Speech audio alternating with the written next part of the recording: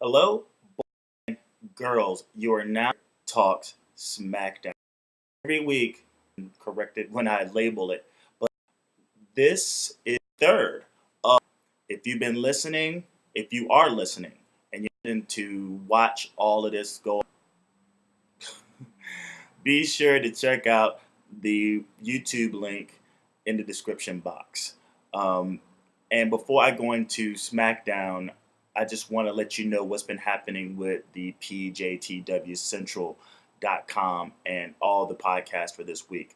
Just yesterday, I did a Peter Talks Wrestling with Nathan, where we just go over wrestling news and things of that nature. So go check that out. Nathan Newman, aka at Headliner 5, the number 5, not the word 5, on Twitter. He's from the Eyes on the Ring podcast, part of the Elite Network. And then also check out Jake and Faster Than the World with the amazing Fritz, and they review NXT. And then on Wednesday, early this week, there was a Peter and Jake Talks Wrestling where we review Monday Night Raw, and then last week's Peter Talks SmackDown. So if you're interested in all of these things, go to pjdtwcentral.com and check out all the archives. We got a whole bunch of stuff on there, and I would appreciate you check that out. Not only that, but subscribe. Also, thumbs up, like, comment, do all of those things. It's greatly appreciated. Over the past couple of weeks, I've seen a lot of momentum in terms of traffic to all of everything, whether it's SoundCloud, whether it's Tumblr, whether it's Stitcher Radio, and also YouTube. Thank you so much. Keep sharing because we're doing our best, man. We're one of a billion wrestling podcasts. So as long as you keep us in your rotation and share with friends, the more we feel that all our hard work isn't in vain. And thank you. So yeah, let's go into this SmackDown, and they're still in London, and it starts off with John Cena. John Cena. And I want to make a quick comment because I think John Cena credited New York or Brooklyn for starting the John Cena sucks chant during the song, but that was all England. So kudos to you guys. I don't give a fuck what anyone says. The first time I even heard it was at a London show. So kudos to y'all. Y'all started that shit. Cena said it was New York, but it was not. It was you guys. But anyway, he comes out and he talks basically about the stipulation because I think a lot of people are in the dark about what a Russian chain match is. If you haven't gone back and check out Kolov's match against several people, they're pretty brutal because you either get, the like around your wrist and more dangerously around the neck, and the idea to sort of incapacitate your opponent, like BDSM, style, fucking, and go and tag every turnbuckle for the win. And I think the closest thing to it we've had in the past couple of years, I think Sheamus had a strap match with, I think, Mark Henry or somebody like that. But it's the same thing, but this is with chains. But he goes over to explain to everybody that this happens in these kind of matches, just in case you didn't, maybe to the casual wrestler, I've seen their share of chain matches or gone to the network, gone to like old clips on what for. And after that, he just basically to the U.S. belt. That's been happening over the past couple of weeks, him throwing out an open challenge to anyone who wants the belt. And he also mentions, like, yeah, this is going to happen in this chain match, but I may not even be in it because, someone could beat me in this open challenge. So if you want some, come get some, right? And as he makes the offer, you hear Cesaro's music, and I'm just like, oh shit, is Cesaro about to come out and do this thing? And but it's basically Cesaro and Kid with Natalya, and they basically go through their whole facts gimmick. Like they're healing it up, and this fact and that fact and this fact, and they approach the ring. They don't look like they're about to attack them or anything. They're just sort of approaching the ring. And as they're in there, I wish they would have looked a little more menacing, a little more like threatening to Cena, because Cena doesn't even buck up, but they're just kind of like all just standing in the ring. And Daniel Bryan music hits, and he comes out and he cuts his promo or what have you, and I realized, I was like, oh man, all the mid-card titles are in the ring right now. The Intercontinental belt with Bryan, the U.S. belt with Cena, and the Tag Team Championship with the Marksman, I like to call, but Kid and Cesaro.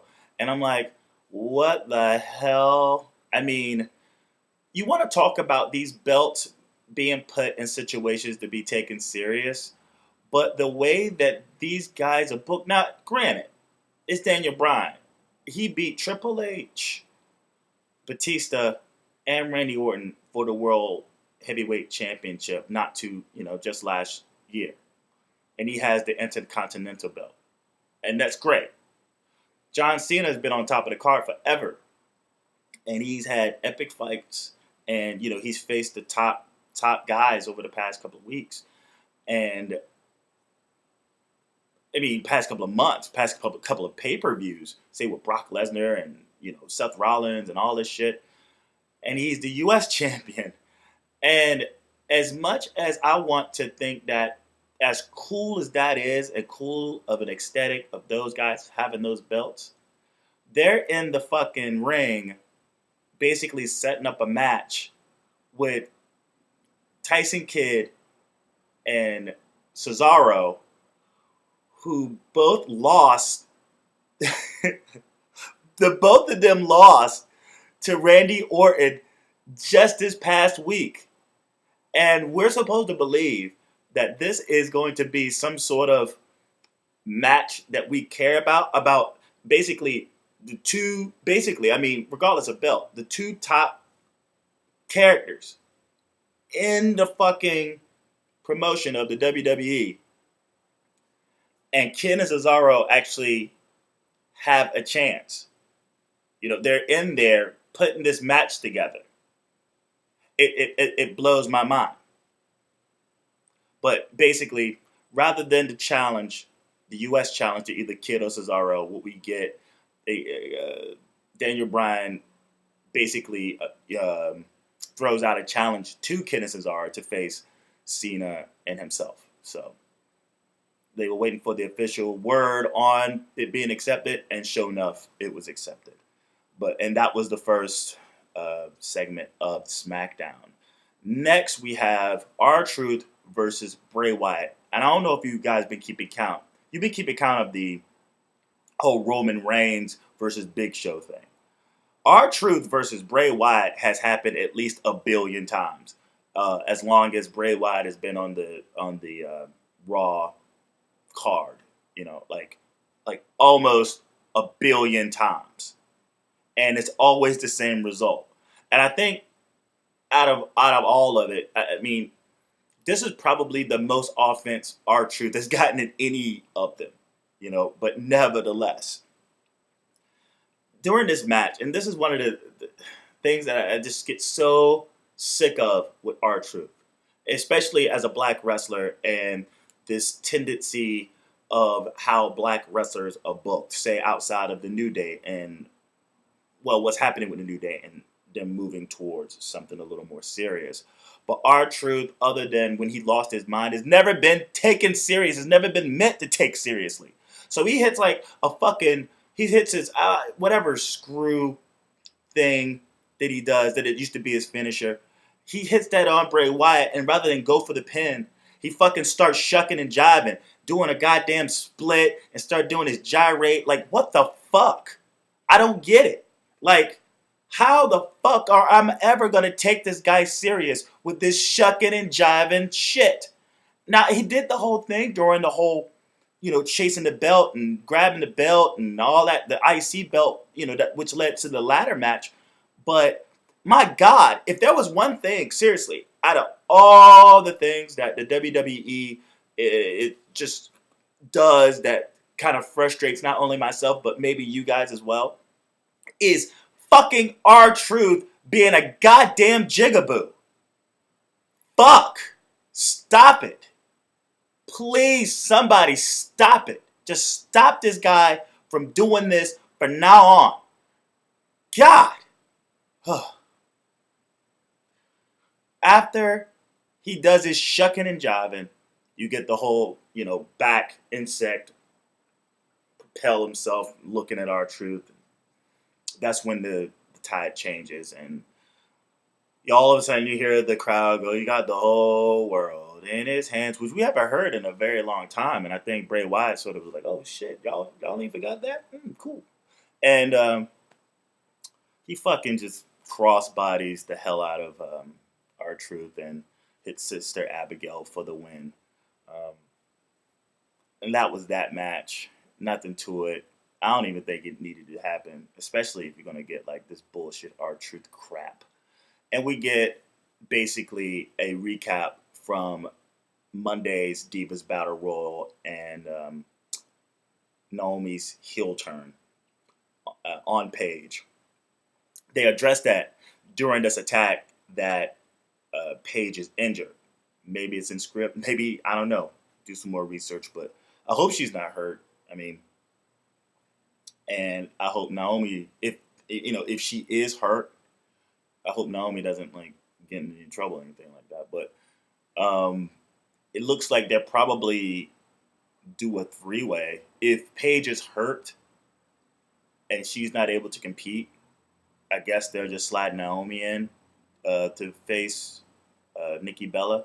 But we'll all see. I guess we'll see on Monday what happens, if this is just storyline injury or what have you. And they also do like this thing on Roman Reigns. The next segment is Roman Reigns interview, I guess, after the attack of the Big Show, what have you, and he's in the back. And the clip that they use that you could go see on WWE.com or something, or on the YouTube page, about, I get knocked down, but I get back up, blah, blah, blah. That's all that was. So the next segment leads into The Miz. And he comes out and he's talking. He basically shoots on Mizdow about how Mizdow got lucky and he made him and he made basically everything. He made fire and he made fucking, I don't know, bread, and he made, internet. He's responsible for all of these things becoming big. And as he's talking, Wade Barrett shows up. I don't know why Wade Barrett would show up for The Miz, but he did. And I don't know what they're trying to do with Wade Barrett ever. I mean, because he's a heel. And I guess they're trying to do, what Bret Hart did while he was in America. And whenever he goes to Canada, he's like the big baby face, even as heel. And I think that's what they're doing here with Wade Barrett. Now he comes out and he gets like he goes for it, the cheap hometown pop. London and England, and everyone's just going off, and he's just facing it up. He's heel facing it up, I guess, of if I can come up with any way, like if that even exists. And but I guess the significance of him coming out is to address the idea that he's actually facing Bryan for his rematch at Extreme Rules. I don't know if we knew this was coming or not. Maybe I remember that he's invoking his rematch at Extreme Rules, but she had to make it clear here. And I guess on Monday for the Go Home show, he'll make it extremely clear to a bigger audience on Raw. So they get this match, Barrett and Miz, and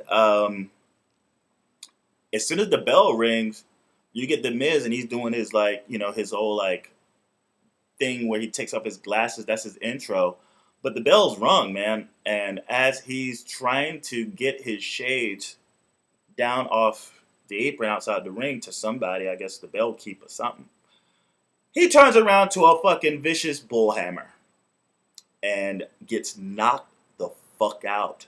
No, he wasn't ready. And Barrett gets the pin and the win. I think that's, it's 18 seconds. I mean, it was pretty fucking quick. And that was that match. We get basically, and this is SmackDown at its best, the Raw rebound. And it basically ties up within like 2 minutes what happened on Raw and the storyline with Kane, Orton, and Rollins. We all know what happened. I don't need to go into it. What next up? We got Mizdow with Summer Rae and with Renee Young in the back. And they're, I guess they're doing like an interview, what have you. And I think Mizdow mentioned something about a play on Summer Rae's songs, but apparently they're an item now. I didn't know it was that easy to get a bitch around here. Just buck up and kiss them. And then all of a sudden they're a fall for you. All right. So Miz shows up doing something that no one ever does. Sell a fucking attack. Goddamn. People don't understand the importance of selling an attack. Miz does, apparently. He comes out. He's all pissed and bitter. And he kicks Renee Young out, old school style, like, get the fuck out of here. Renee Young doesn't put up a fight either. She bongos. And he basically wants a rematch. On Raw, though. He wants a rematch on Raw. I was thinking that this was going to go towards Extreme Rules. Extreme Rules, which is going to change in a bit. But I thought this was going to go to Extreme Rules. So the payoff of this entire several-month storyline of The Miz and Damien Sandow being the stunt double, Mizdow getting all the glory, breaking up at WrestleMania and facing each other. They won. They got one on each other. The payoff is going to be at a Raw on free TV. That is ridiculous, but even though. But also the fact that he wants his rematch. He just wants Mizdow to just stop all the gimmick infringements. Get up off my name, get up off my music, get up off my attire, my gear, get up off my woman. Well, Summer Rae, I don't know if they were trying to portray that as his woman, because we all know he dates Maurice. Married to Maurice, I think. But he just wants to cut that shit out, because if you're not fucking with me, I ain't fucking with you. You're not me. Fuck off. But Mizdow throws a stipulation out on Raw for the Raw is that, well, whoever wins Monday keeps the gimmick. And I think Summer Rae mentioned something about, yeah, the Mizdow is a better Miz than you anyway. And I think Miz just kind of shot her down somehow, and she smacks the living shit out of Miz. I mean, he's selling the fucking bullhammer. Now he gets smacked by a chick. I mean, the way that this is even coming off is that, like, you start to feel sorry for the Miz after a while. You just do. You know, even though he's a jerk, and you want to see him get his what he deserves. The position that he's in with this, and how he's kind of like getting shitted on. It's one thing to get your revenge and then move on, but like between what happened to him to Barrett and the matches he had against somebody, who was it? Was it Sheamus or somebody getting his? I think it was Randy Orton. Somebody. He's just losing, and now Miz and Summer Rae are kind of like tormenting him to a certain degree. So I don't know how this is going to end up, but nevertheless, just clean it up, WWE, clean it up. Next up, we get basically the match of the night, and it's an amazing match. Fuck the ending. I mean, regardless, we get Sheamus versus Neville. Not Adrian Neville, but Neville. And this is actually a Neville-issued challenge, which Sheamus accepts because last Monday or last week, Sheamus came in and basically bro kicked the living shit out of Neville along with Dolph Ziggler. But Neville's like, fuck that. You ain't bro kicking me while I'm down and out. I'm coming for that ass. So they get this match. And before the match even starts, Sheamus just runs down Neville's height again. And here we go again. Little dude shit. Uh, I don't know how old this is going to get. We're going to fuck around and subconsciously just always see Neville as this small dude. Maybe that's part of the plan. Maybe this is, I don't know. I think I don't mind it, but I think to a certain degree, again, you're setting yourself up. WWE is setting themselves up to have people just not take Neville seriously, even though he's like, even in the ring, he's so amazing and he's a big guy. I mean, he's a short, stocky dude. I wouldn't fuck with him. I'm 6'6", and I see this stacked little motherfucker coming at me. I'm like, yo, guard your fucking shins, man. Like, this motherfucker's gonna fuck you up.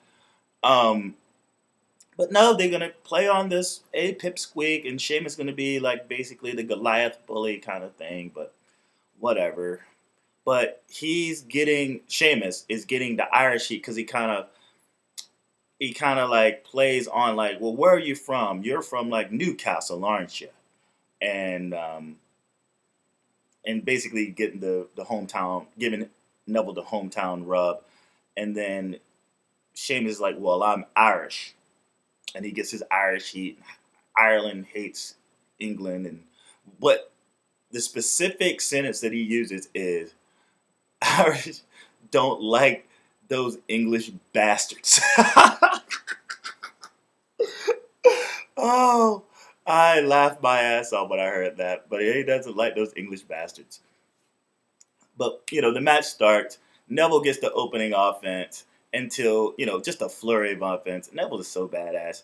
I thought it would be tough for him to make it to the main roster because he's just so elite in terms of what he does with his body and how fast he is. It's like, but, they're putting him in these top spots, man. I mean, like, damn right. This is awesome for him, even though he's quote unquote losing or not finishing matches directly like this one. But man, we're gonna watch this guy grow in like hyper speed. I mean, fuck. I guess throwing them jobbers would help, but I mean, even losing to like right off the bat top guys that like dudes who have been in the mid card forever hasn't even sniffed. So kudos to them doing this. Fuck it. Even if he loses, let him get out there and show his ass because I guess after a while you're going to see him just start winning. And he's going to be beating good guys or upper mid guys that will lead him and we're just going to root that motherfucker on. Well, anyway, until he's suckered outside and, he's thrown into like a suplex outside and they go to break and they come back. And Sheamus basically keeps the momentum going after the break. Neville there's a point where he gets momentum back and looks like he's going to go for the red arrow. But rather than go for the red arrow on the top rope, he does a fucking red arrow. Like, amazing. He does a red arrow from the second rope. Now, it doesn't provide a lot of impact because you're not coming from so high. But the level of difficulty to be able to pull off that move like goes to the stratosphere from the second turnbuckle. Like, right? I mean, that's it. It just goes to show, just like when he did the whole like walk around like the barricade into that like 550 whatever the fuck you want to call it splash. He did on somebody early this week. I forgot the match, but anyway, it doesn't matter who it was.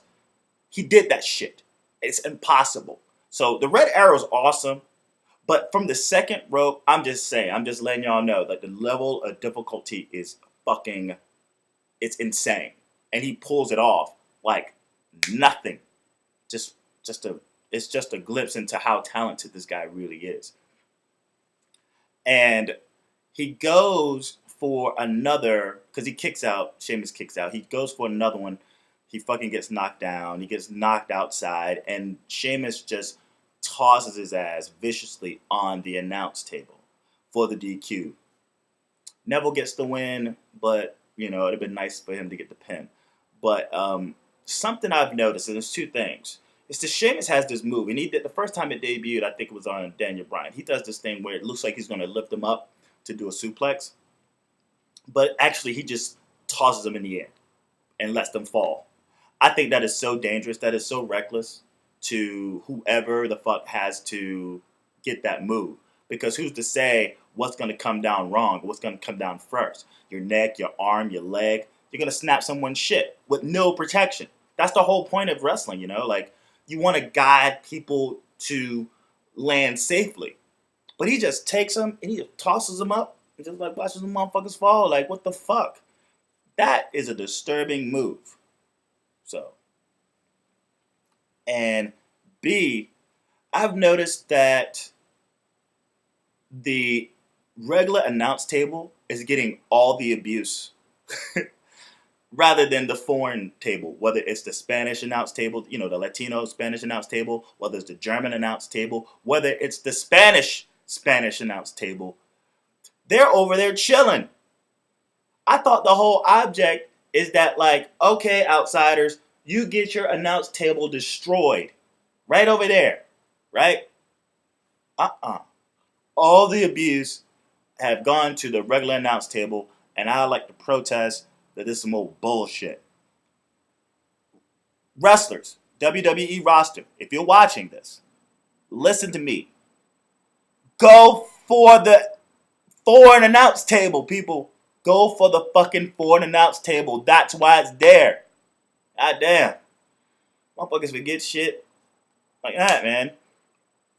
But after he tosses him for the DQ, after Sheamus tosses Neville for the DQ, he takes his ass, picks him up over his shoulder, just tosses him back into the ring. It just drops like at least 50 million knees to his neck. He's just, just bam, bam, bam. I'm just like, damn, that sucks for Neville. And then Ziggler comes out with the save. Ziggler, I don't know what it is about him talking, but the guy doesn't know he knows how to brag, but he doesn't know how to talk shit. Have you noticed that? I mean, if you're a Ziggler fan, granted, you're probably more of a Ziggler fan because of his charisma and his fighting ability and his selling ability. Probably, I think he gets more over on his selling ability than he does his actual ability. And I know you love him, but you have to admit, this guy sucks at talking shit. He just stinks. It's horrible. He needs to stop. He needs to get better at that stuff. Because bragging is one thing. I'm the best. I'm still in the show. Great. We get it. But, like, you are a fighter. And you want some fighting words to come off as fucking fighting words. Like, you know what? You punk motherfucker. You bring your ass in this ring and I'm going to beat your motherfucking ass. Right? Like, fuck you. Fuck your moms. Fuck your brother. Fuck your couch. I don't give a shit. You think you're the man? Come prove it. None of that. And Ziggler has to, like, no one likes you, Sheamus. No one. I don't like you. London doesn't like you. Even Irish don't like you because you're a bully, man.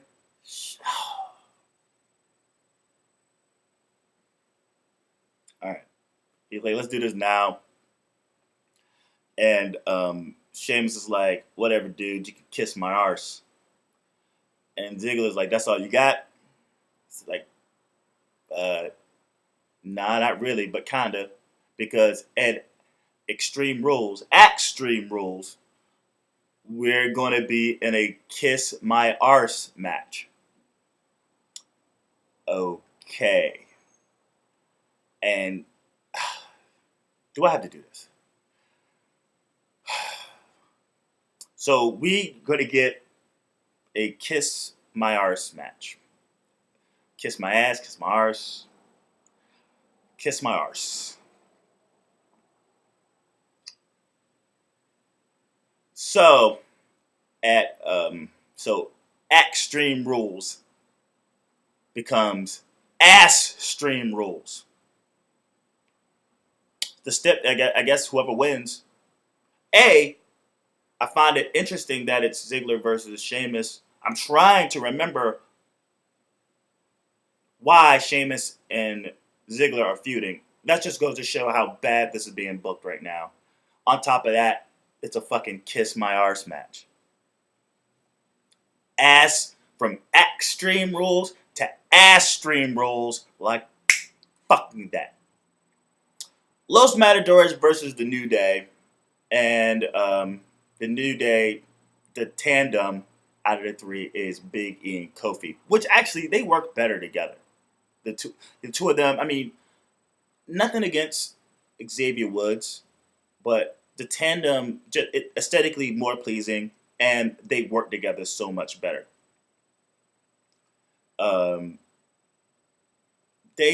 they walk to the ring, they do a promo, basically a repeat promo on who they are and them being positive, and why you guys shitting on us. We've been positive, and Kofi leads. Well, he doesn't start it, but he leads into the ring. It's like, well, the New Day will clap on, clap on, clap on. He keeps going, and it just seems like, kind of like, stop it, but clap on, regardless if you like it or not. Surprisingly, this is a fucking awesome match. I mean, like, once you think about it, you get so caught up in the idea of, like, this gimmick is so bad, and Los Matadores is such a dumbass gimmick too, that you forget that these guys are actually really, they're on, like, super talented workers, like, amazingly talented. Big E, Kofi, fucking Fernando, and whatever the fuck the other guy's name, but, like, Primo and Epico. Those guys can work. I mean, you get the high spots, you get the power moves, you get the reversals, you get everything. And this is what this match was. Surprisingly, awesome fucking match. And the finisher, what do you call it? The big end. It was like the big end, because what happened? Like, Fernando tries to go for like a backstabber that Kofi holds onto the ropes to, and he misses. And then Big E comes. They make the tag. Big E comes in, and he basically puts him up for the big end. Kofi goes to the top, and he basically, like, just slams his ass going down into the big end, and for the pin, for Big E to get the pin over Los Matadores. Again, these guys can work their asses off in the ring, and it doesn't have to go without saying. It goes without saying, basically. But these gimmicks, and regardless of, say, what's happening with Los Matadores, them being like Puerto Rican bullfighters, which is dumb. I mean, they could do something. They got to get them out of that. But let's speed up this process. I mean, like, we don't need a slow burn on a heel turn for the New Day. We just don't. Or like I don't know. We go ahead and get there. Just go ahead and get there, and unless they want them to just remain on this sort of fence, I don't know. Regardless, clean all this shit up, because this tag team division sucks. The Ascension need to be put in better spots because they're the greatest ever. Cesaro and Kid are losing to fucking Randy Orton. Which, funny, again, doesn't Orton deserve not only a World Heavyweight Championship match, but he also deserves a tag team shot, being that he beat the both of them? Primetime players, where the fuck are you? Could you not get past customs? Whatever, man. Next up, we got Fandango backstage with Rosa Mendez. It is basically reiterating the fact that he's dumping her ass. And as Fandango walks off, the Rosebuds come down the hallway. And then Adam Rose stops at the end of the line, and he stands there, and he's looking forward as if he's reading, but maybe he's just playing the idea that he's just in a zone. But he mentions something about like, I see you for who you are, and you have a chance for the number one. You got a chance for some. You got a chance to be number one for someone's life. Is he talking about him? Is he talking about someone else? We don't know, but that's that moment between the two of them. Next up, Big Show comes out, and he's basically healing it up and talking about how much London sucks. And what is it? Talking about how I think Reigns, he was basically explaining why he attacked Roman Reigns on Monday. And he was talking about how Reigns was trying to call him out. And he's like, I don't answer to you. How dare you disrespect me? But I don't answer to Reigns. I don't answer to you. I don't answer to anybody. But I do answer to the authority. The authority says jump. I say how high. I thought that was pretty funny. Big Show. Everyone wants to shit on the Big Show about him having to retire. Granted, he's old, he's up there, but man, he's still pretty entertaining. Especially when he becomes kind of like a snark. When he's kind of like, kind of like turns his nose up and he's talking down to people in a very comedic fashion. It fucking cracks me up. But he basically goes step by step how he dismantled Roman Reigns by pointing at the spots on the English cab that he attacked.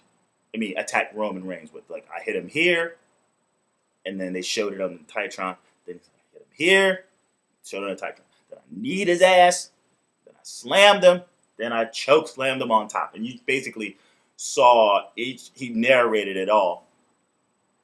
And then he shows how Reigns still got back up. And I guess this is like, they didn't show this on Raw. Maybe they showed it on like YouTube or for the network. I don't know. You see Roman Reigns getting assisted out, but he refuses assistance. He gets up and he staggers out on his own. But he's staggering. He's hurting, but he's staggering. And basically Big Show is like, that son of a bitch still got up. So here's what I'm going to do. At Ass Stream Rules,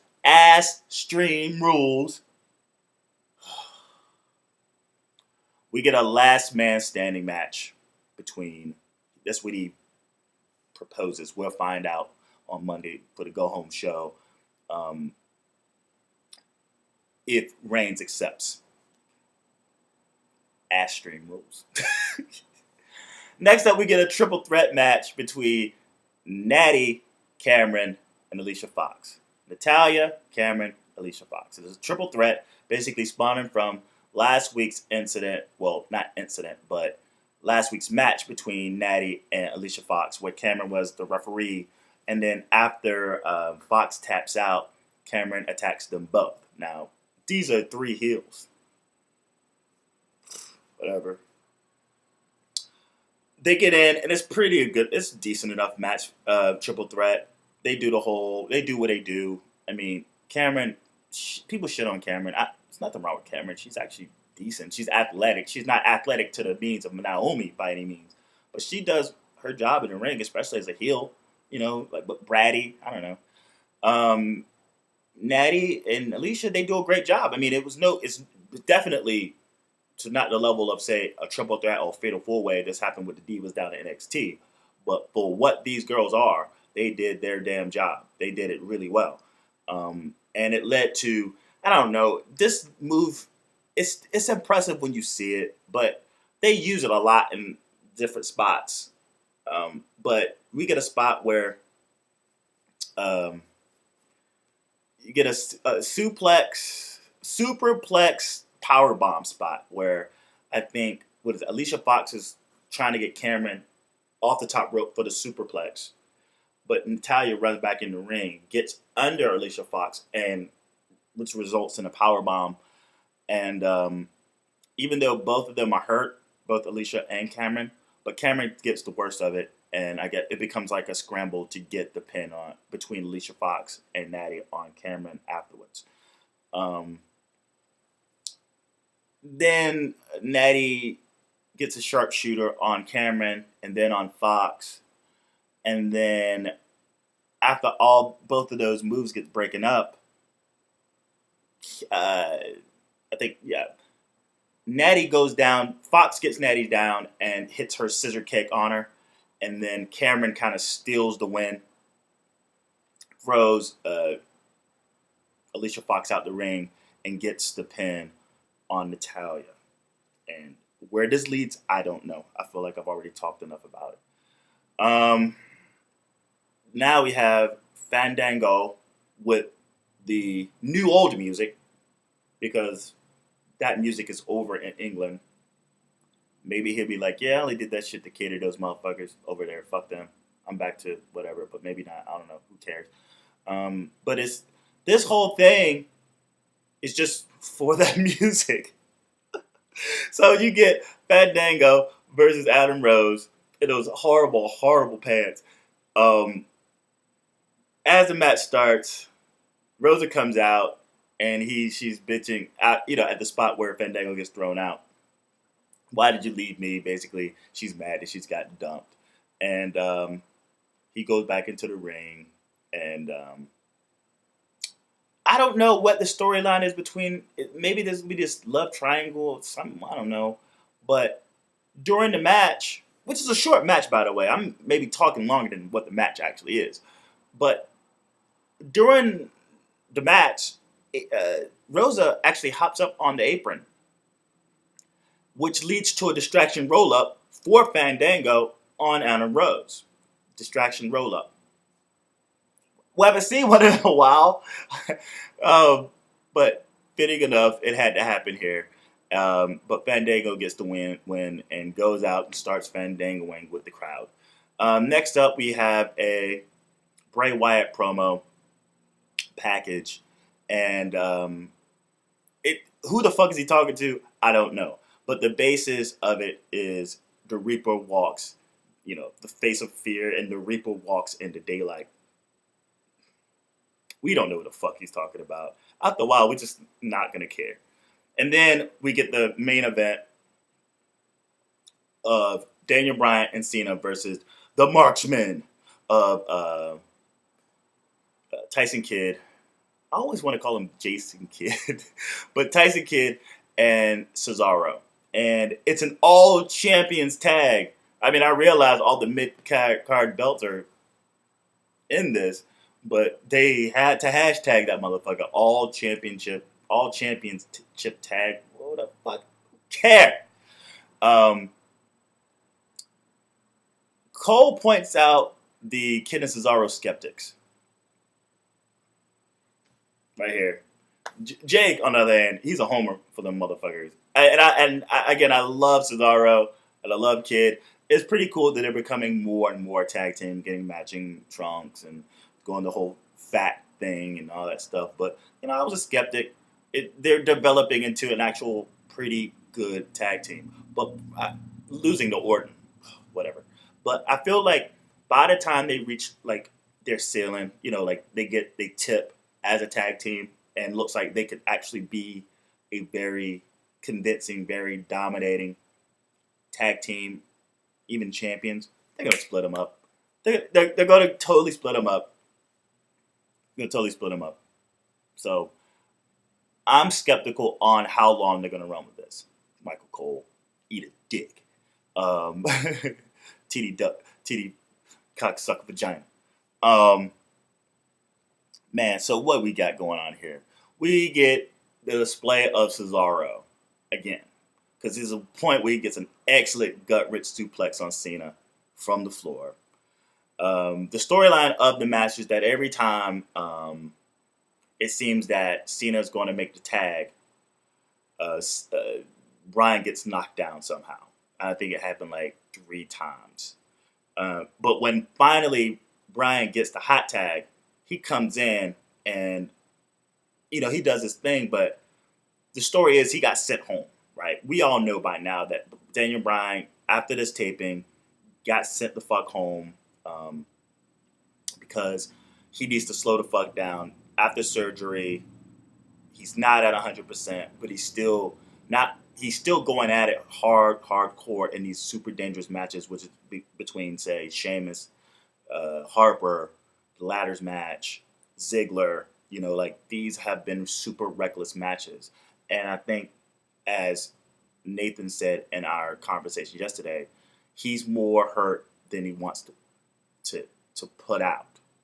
And you can see in this hot tag, and even though it's like a flurry of offense and it's pretty good, you can tell that he's a step off. Like it's a little slow, and but he still gets it off. And this just goes to the drive of a Daniel Bryan. And I think this is why we like him so much. I'm not sure if you remember, maybe a year or two ago, on a Smackdown, he was facing Randy Orton, and I think he gets like I forgot what they call it, a, a pointer. I think they call it pointer in his back, and they call the match. Like I think the medical staff runs in. It's like, dude, you can't continue this match, and it came to an abrupt halt. Like but the will of Daniel Bryan, he's like, fuck that, I want to fight. We love that. We as fans love this willingness to always give your best and to always fight and to sacrifice your body, because Daniel Bryan himself he's nothing short of an entertainer, and he wants to give the people what they love and what they want, regardless of his health. And we all know this is all, kayfabe. We understand that, but the drive and the tenacity and the fighting spirit that Daniel Bryan has breaks kayfabe like you wouldn't believe, in terms of who he is as, Daniel Bryan, the person. And as much as I like that, I just go like, dude, I think I would much rather have a healthy Daniel Bryan, turned down a notch, than not being able to see you wrestle anymore because you're balls to the wall and reckless with the matches you're in, whether you're like getting tossed on your neck by Harper, being thrown into the stratosphere by Sheamus, having your neck damn near snapped, headbutts, road kicks, bull hammers, just throwing your body, just whew. It's not cool to me. I personally don't like it. But you see, and sorry about that little rant. It just has to be said, and it's a good thing that he get his ass sent home. Sucks for the fans of Europe for the rest of the tour, but this is all for Daniel Bryan's health. Go home, give him an ultimatum, have someone go in there and just talk to him. It's like, look, dude, stop it. You want a long career? You stop this shit, or we're just gonna cut you, because we're not gonna have your blood on our hands. I mean, it's simple. It's fucking simple. Well, anyway, he gets the hot tag. Slow, but, it's great. But it leads to Natty getting on the apron and try to distract Bryan, which leads to Kid going after Bryan and Natty taking a bump off of the top rope, off the apron. Who is standing there? Cesaro, the catcher. And I was like, oh, that's pretty cool. I mean, because it seems, I don't know if you've been paying attention to the discussions I've been having with Jake on Peter and Jake Talks Wrestling, is that, like, I saw this sort of love triangle developing where it was just like, it's not in your face, but there's this hint of something between Cesaro and Natty. Just I always notice that. But he catches Natty, and I'm thinking, oh, it hasn't left. But Daniel Bryan puts Kid in the yes lock, and Cesaro just dumps Natty's ass, just drops her. Oh God, you just see her arms just flailing in the background. He's just tossing her ass. The announcers are just like, what? Like, what are you doing, man? But he tosses him in, tosses Natty, runs in, but he runs into a Cena AA, a fucking picture perfect AA too. The way that it was set up, he just catches him, drops him, and Kid finally taps on the yes lock, and the faces stand tall. And that concludes Smackdown, and this concludes Peter Talks Smackdown. I guess I went a little longer than I need to, but that's all right. Again, PJTWCentral.com is the site you need to go to check out all the links to all the archives, to all the podcasts, whether it's Peter and Jake Talks Wrestling, Peter Talks Wrestling with, Facet in the World podcast with Jake and the Amazing Fritz. We also have a pilot, Alexa, who's like the newest member to the PJTW Central family. She's going to start a podcast called Dang, We Love Divas. And if you go to the playlist, whether it's the SoundCloud playlist or the YouTube playlist, there's one video in the Dang We Love Divas podcast playlist, and it is the pilot, and it's the pilot only because it's the season finale. And when it comes back, she's going to pick up where she left off, and you're going to have weekly reviews of Total Divas. And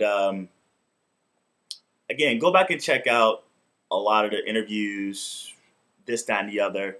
And I want to address, and maybe I addressed it earlier, I address it again. I've noticed the momentum. I've noticed the support. I've noticed the clicks and the follows and the likes and the hearts. Please keep it going. Share what we're doing over at Peter and Jake Talks Wrestling Central.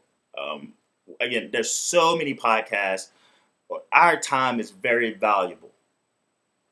And when you take the time out to give us your hour and a half, your 10, 15, 18 minutes, it means a lot. Because like between the Torch, or between the Insider, between Cheap Heat, between Colt Cabana, between just so many Solid Monsters, so many podcasts out there, great ones that you could be listening to. And when you bulk us into that time, like, it blows my mind. I feel like all I have to say is thank you, thank you, thank you.